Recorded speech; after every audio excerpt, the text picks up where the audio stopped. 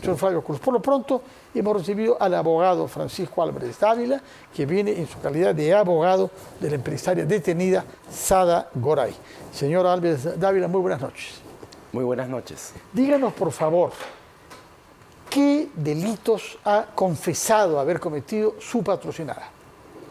Bueno, en su momento ella tuvo un proceso reservado de colaboración eficaz que lamentablemente, como es de conocimiento público, el proceso fue archivado por parte del EFICOC en su momento y por lo tanto todas las delaciones que se pudieron hacer en ese momento pues simplemente no pudieron continuar el proceso de la señora Goray. Pero ella hizo delaciones, pero hizo confesiones.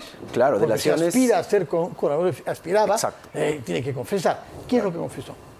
Bueno, confesó en aquel momento varias cosas ante el equipo especial de fiscales. Evidentemente, si bien es cierto el proceso reservado ya ha concluido, la naturaleza de la información sigue siendo reservada, es verdad. Hay otras personas, que se sabe porque es de conocimiento público, que mencionan posibles actos de corrupción ante el Fondo Mi Vivienda, ante el presidente Pedro Castillo y parte evidentemente de su estructura política. Uno de los puntos que puedo mencionar, porque además ella lo ha sostenido en una entrevista, tiene que ver justamente con los actos de corrupción en los que habría participado Salatiel Marrufo y el presidente Castillo. Tiene que ver con entregas de dinero que habría en su momento requerido General Alvarado y el presidente Castillo para diferentes fines. Y en especial y en particular, que es lo que motiva una acción penal que hemos interpuesto, tenía que ver con la delación de Sada en relación a pagos que se habrían hecho a Salatiel Marrufo, quien exigía estos porque el presidente Castillo en su momento venía demandando el pago de dinero por diferentes medios para poder conseguir una bolsa de dinero y poder lograr que las diferentes vacancias que en su momento se iban presentando no prosperasen. De acuerdo. Todos esos temas que tienen que ver con el expresidente Pedro Castillo, golpista y corrupto, como se acumulan las evidencias, son más bien conocidos.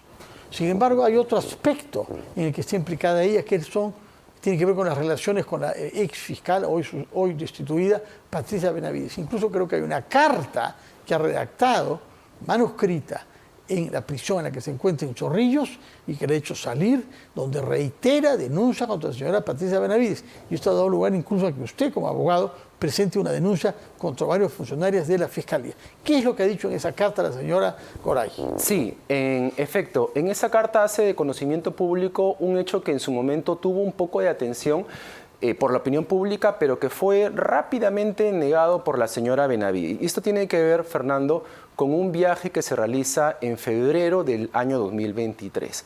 Un viaje que ella, me refiero a la doctora Benavides, participa activamente a través del fiscal Marco Guamán, porque llegan a convencer a la señora Goray para que puedan tomar su declaración de manera presencial y en Estados Unidos. En su momento, ella pensaba que era pues parte de un procedimiento. Además, en ese momento la doctora Benavides gozaba de una gran reputación pública, ¿correcto? Y por lo tanto le pareció idóneo, importante, que la fiscal de la Nación tenga interés en los posibles actos de corrupción que se habían dado durante el gobierno de Pedro Castillo. Pero había un punto que era importante y que la señora Benavides y el doctor Guamán sabían.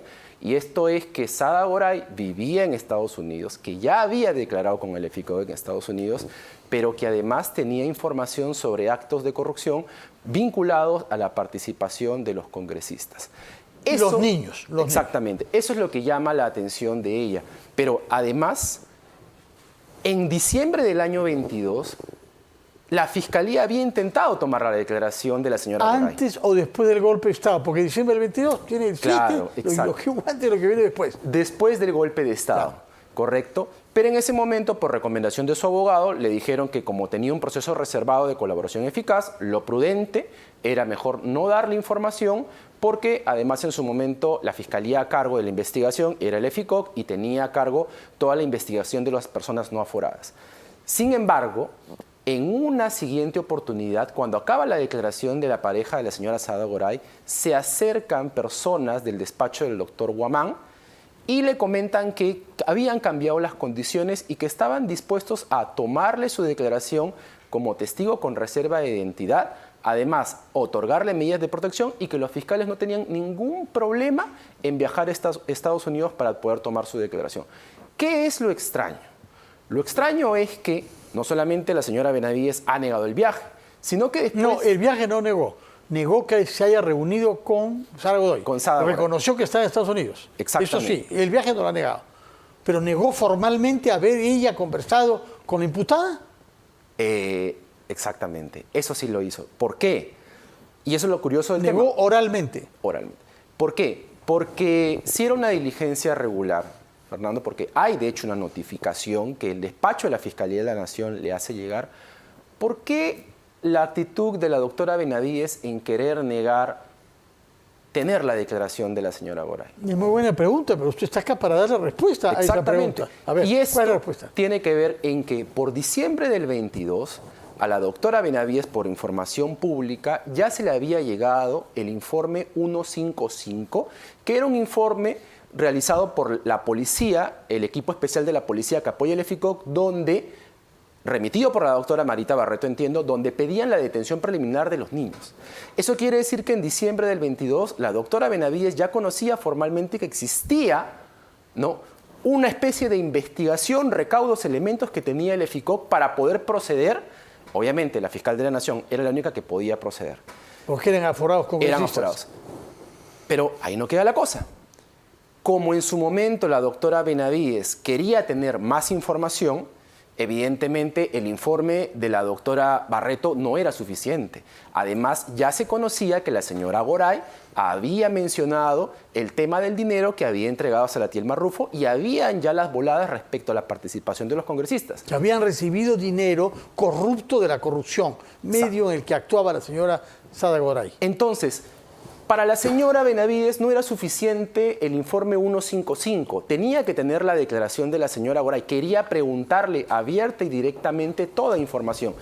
¿Y cuál sería lo que se esconde detrás? Como lo han mencionado las resoluciones judiciales del caso Valquiria y como existe la investigación de la Fiscalía de la Nación sobre la doctora Benavides, pesa un cargo grave de organización criminal. Dentro de los muchos puntos que se le cuestiona, tiene que ver con una especie de prebenda en donde ella ofrecía impunidad a los congresistas y los congresistas supuestamente lo que iban era a favorecerla en todos los actos que ella quisiera.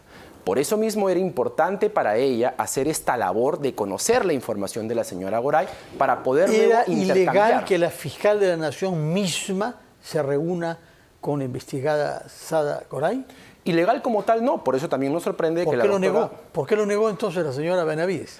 Porque aparentemente no quería reconocer públicamente que el viaje se había dado para poder tomar la información de la señora Goray. Pero es más, permíteme añadir algo más, Fernando. Ahí no queda la situación, más allá del tema de que niegan el viaje y que incluso se habla de la pérdida... El viaje no, el viaje reconoció. La reunión... Y la reunión en los Estados Unidos. Porque hablaron sobre ciudades diferentes, sí, ¿no? Sí.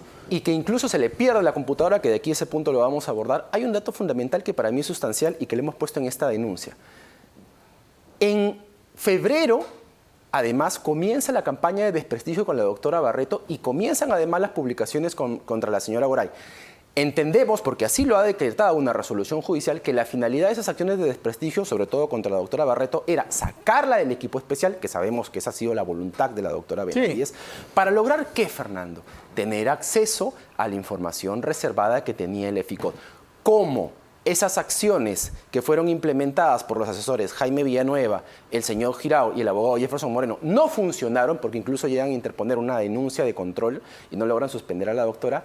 En abril del año 23 llega el punto más álgido cuando la doctora Benavides, suponemos junto con su equipo, entiéndase, Marco Guamán y el fiscal Dulanto, deciden nombrar a un topo.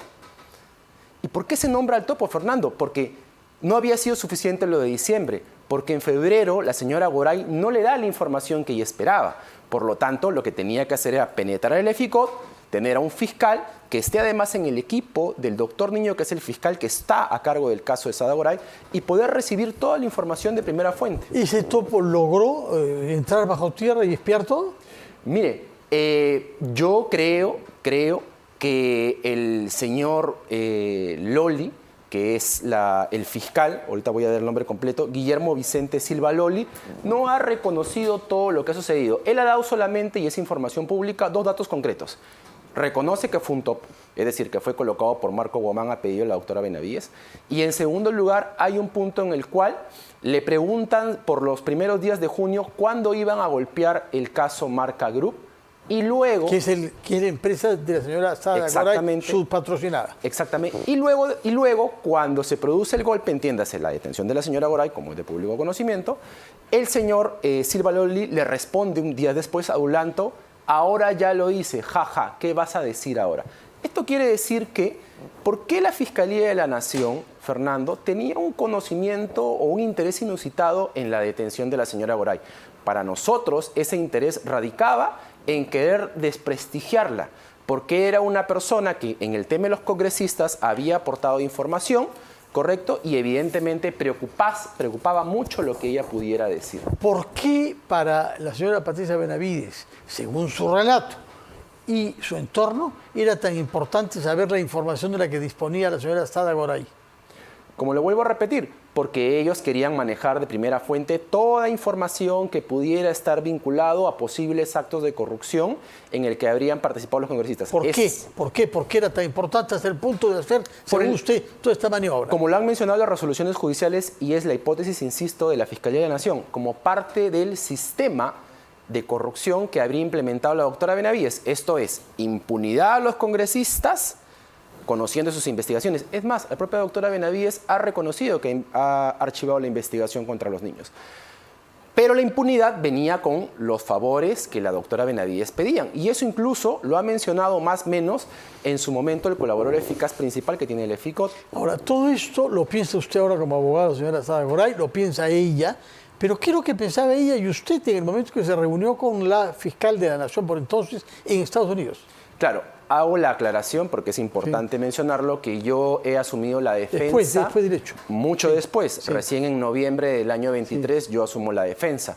Evidentemente en ese momento, como lo decía al inicio de la entrevista, ella pensaba que era un acto de investigación importante para ellos porque estaba vinculado a la carpeta del señor Pedro Castillo, ¿correcto? Y además, como te decía, el tema de darle la reserva de la identidad fue un tema que la terminó de convencer. Pero ese procedimiento de reserva de identidad ha sido un procedimiento en la que la Fiscalía lo ha flexibilizado mucho y en donde además nosotros hasta el día de hoy, y lo venimos pidiendo, queremos que la Fiscalía de la Nación nos confirme si la declaración existe o no. Es más, y con esto acabo, se ha mencionado a raíz de esta denuncia pública, entiendo que el abogado de la doctora Benavides, el doctor del Castillo, ha señalado que la declaración la tendría ella en una USB.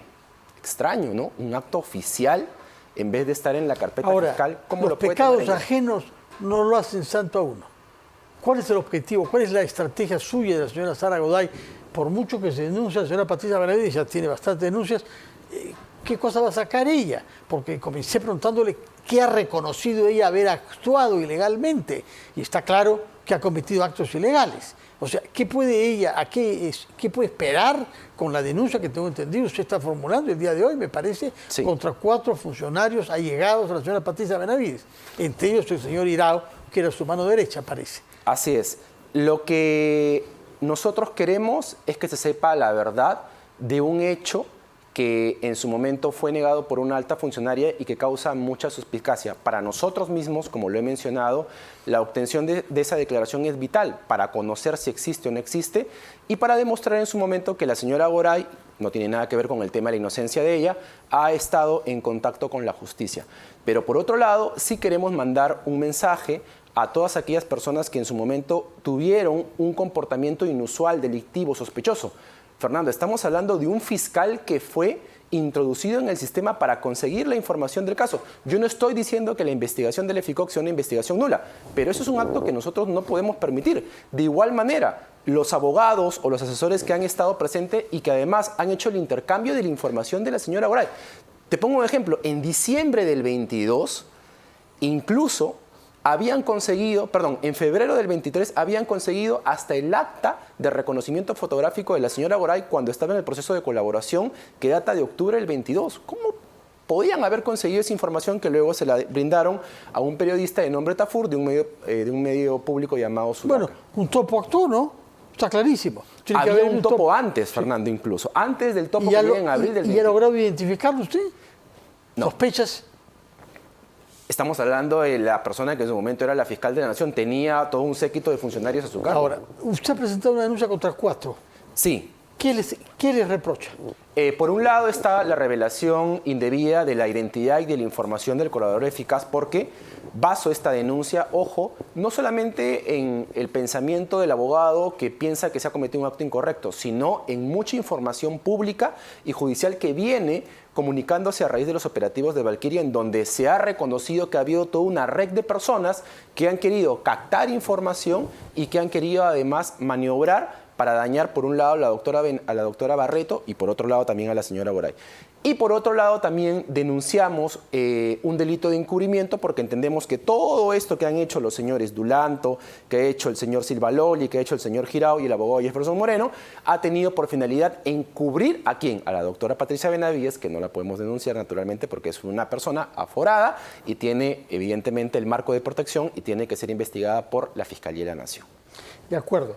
Ahora bien, lo que usted resume es que acá había un juego de dos inteligencias un poquito, ¿cómo decirlo?, poco escrupulosas, por decirlo de una manera educada, a ver quién se comía a la otra.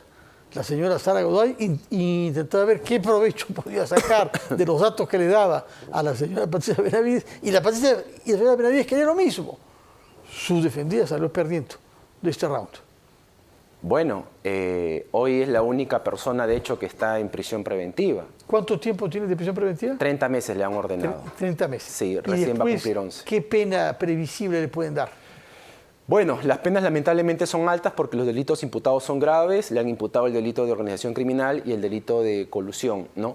Igual por nuestra parte, lo debo comentar, que es la primera vez que lo comento públicamente, estamos tratando de algunos aspectos que no han sido del todo correctos, aspectos un poco más técnicos por parte de la Fiscalía, tratar de desnudarlos y establecerlos. ¿Por ejemplo? ¿Qué cosa? Por ejemplo, un tema que para nosotros es de especial relevancia tiene que ver con que el EFICOC en su momento ha pensado que la señora Sada Goray y las empresas se apropiaron de los intereses que generaban los fideicomisos instaurados a través del Fondo Mi Vivienda. En nuestra posición, los intereses nunca fueron consignados como, por ejemplo, patrimonio público, sino que por el contrario era patrimonio liberado porque iba a formar parte de un fideicomiso. ¿Desde cuándo la señora Sara Godoy tiene relaciones en su actividad empresarial de constructora con el Estado?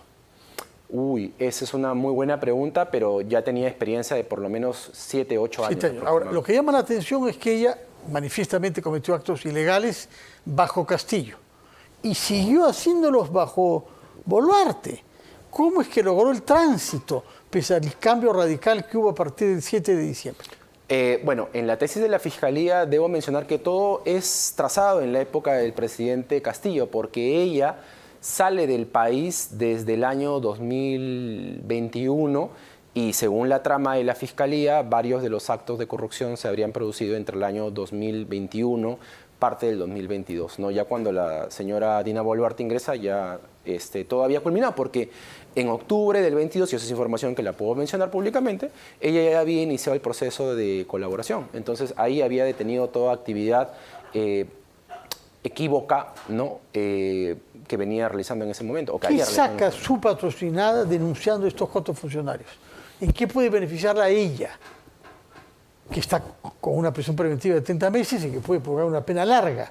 ¿Cuál es el interés de denunciar, estando en la prisión, a 4 personas que hicieron marrullería junto a ella? Sí, la verdad que es una pregunta que mucha gente puede hacer.